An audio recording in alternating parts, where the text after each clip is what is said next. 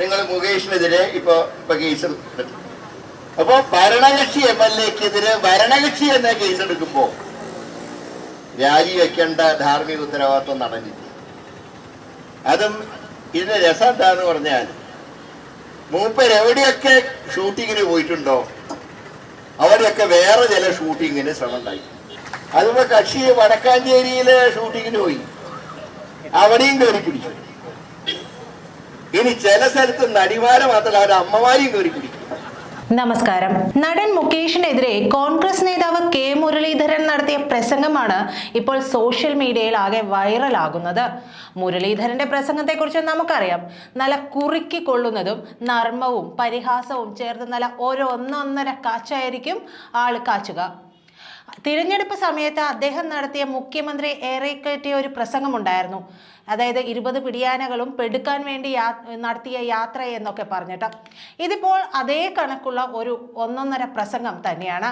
അങ്ങനെ എത്ര പ്രസംഗങ്ങളാണ് അദ്ദേഹത്തിൻ്റെ ഉള്ളത്. എന്തായാലും ഇപ്പോൾ അദ്ദേഹം നടത്തിയിരിക്കുന്നത് നടൻ മുകേഷിനെ കുറിച്ചുള്ള ഒരു പ്രസംഗമാണ്.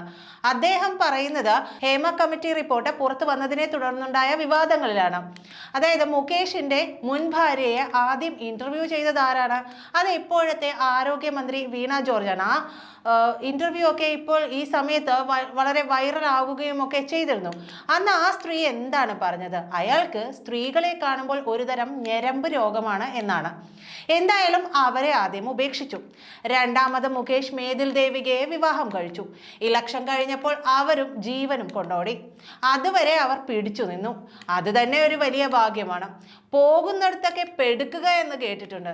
ഇതിപ്പോൾ പോകുന്നിടത്തൊക്കെ പൂശുന്നയാൾ എന്നാണ് പറയേണ്ടി വരിക. ഇയാൾ ഇതിനു വേണ്ടി മാത്രമാണോ ജീവിക്കുന്നത് എന്നതടക്കം മുകേഷിനെ പൊളിച്ചെടുക്കുകയാണ് മുരളീധരൻ. മാത്രമല്ല അദ്ദേഹം ചോദിക്കുകയാണ്, ഇനി നടിമാരെ കിട്ടിയില്ലെങ്കിൽ നടിമാരുടെ അമ്മയായാലും പൂശാൻ കിട്ടിയാൽ മതി എന്നാണ് പറയുന്നത്.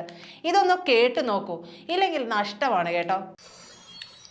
അതും എവിടെയൊക്കെ ഷൂട്ടിങ്ങിന് പോയിട്ടുണ്ടോ അവിടെയൊക്കെ എന്താണ് നടന്നതെന്ന് സഹോദരിമാര് മുമ്പിലുള്ളതുകൊണ്ട് പറയാൻ ബുദ്ധിമുട്ടുണ്ട്. പണ്ട് കാലത്ത് ചില കുറിച്ച് പറയും നടന്ന് പെടുക്കുക എന്ന് കേട്ടിട്ടുണ്ട്. നടന്ന് പൂശുന്ന ആദ്യമായിട്ട് വെക്കുക. അതൊരു MLA, ജനങ്ങൾ തെരഞ്ഞെടുത്തൊരു MLA. അപ്പൊ ആദ്യം ഈ വിദ്വാനെ സ്ഥാനാർത്ഥിയാക്കിയപ്പോ അന്ന് അദ്ദേഹത്തിന്റെ മുൻ ഭാര്യ ഒരു സിനിമാ നടിയായിരുന്ന ഫേമസ് സിനിമാ നടിയായിരുന്നു. അവരെ ഇന്റർവ്യൂ നടത്തിയത് ആരാ? ഒരു ചാനലിന് ഇന്റർവ്യൂ കൊടുത്തിരുന്നു. അന്ന് ഇന്ത്യ വിഷന്റെ ഇന്റർവ്യൂ നടത്തിയത് ഇന്നത്തെ ആരോഗ്യമന്ത്രി വീണ ജോർജ്. അതിൽ തന്നെ മുകേഷിന്റെ മുൻ ഭാര്യ പറഞ്ഞത് ഇയാൾക്ക് സ്ത്രീകളെ കാണുമ്പോൾ ഒരുതരം ഞരമ്പ് രോഗമാണ്. അങ്ങനെ അവസാനം ഇവര് ഡൈവോഴ്സ് ചെയ്തു പോയി. അപ്പോഴാണ് രണ്ടാമതൊരു വിവാഹം കഴിച്ച് അത് സിനിമാ നടിയെ തന്നെ മേതിൽ ദേവിക. അപ്പോ ആദ്യം ഇലക്ഷൻ മത്സരിക്കുമ്പോ ഈ രണ്ടാം ഭാര്യ ഒപ്പം തന്നെയുണ്ട്. കാരണം ഈ സരിത പ്രശ്നം പുറത്തു വരാതിരിക്കാൻ, ആദ്യ ഭാര്യയുടെ പ്രശ്നം പുറത്തു വരാതിരിക്കാൻ രണ്ടാം ഭാര്യയെ കൊണ്ട് എല്ലായിടത്തും വോട്ട് ചെയ്യിക്കാനൊക്കെ പോയിരുന്നു. പിന്നെ രണ്ടാമത്തെ ഇലക്ഷൻ വന്നപ്പോൾ ഇവരെ കാണാനില്ല. ഇലക്ഷൻ കഴിഞ്ഞ് നോക്കിയപ്പോഴാണ് ഇവര് പറഞ്ഞത് ഇനി ഞാൻ ഈ മനുഷ്യന്റെ കൂടെ ഇല്ല, ഞാൻ പിന്നെ ഇലക്ഷൻ കാലത്ത് പ്രശ്നം ഉണ്ടാക്കണ്ടെന്ന് വിചാരിച്ച് മിണ്ടാതിരുന്ന.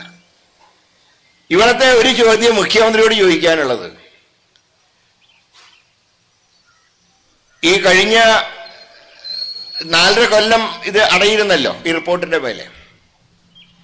ആദ്യ ഇലക്ഷൻ കഴിഞ്ഞ് കുറെ വർഷം കഴിഞ്ഞപ്പോഴാണല്ലോ ഹേമ കമ്മിറ്റി റിപ്പോർട്ട് കൊടുക്കുന്നത്. അതായത് 2021 തെരഞ്ഞെടുപ്പിൽ 2021 തെരഞ്ഞെടുപ്പിൽ നിങ്ങൾ മുകേഷിനെ വീടിന് സ്ഥാനാർത്ഥിയാക്കുമ്പോൾ നിങ്ങൾ ഹേമ കമ്മിറ്റി റിപ്പോർട്ട് വായിച്ചിട്ടുണ്ടല്ലോ മുഖ്യമന്ത്രി. അതിൽ പറഞ്ഞിട്ടുണ്ടല്ലോ ഈ മാന്യന്റെ പേര്. പക്ഷെ പ്രസിദ്ധീകരിച്ച് ആ പേജ് ഒഴിവാക്കി. നിങ്ങൾ ഇന്ന് വെയിറ്റ് ചെയ്യാണ് മുകേഷിന് മുൻകൂർ ജാമ്യം കിട്ടുന്നുണ്ടോ എന്നറിയാം. ഇപ്പം ഭരണകക്ഷി MLA-ക്ക് ഒരു നിയമം, പ്രതിപക്ഷ MLA-ക്ക് വേറെ നിയമം.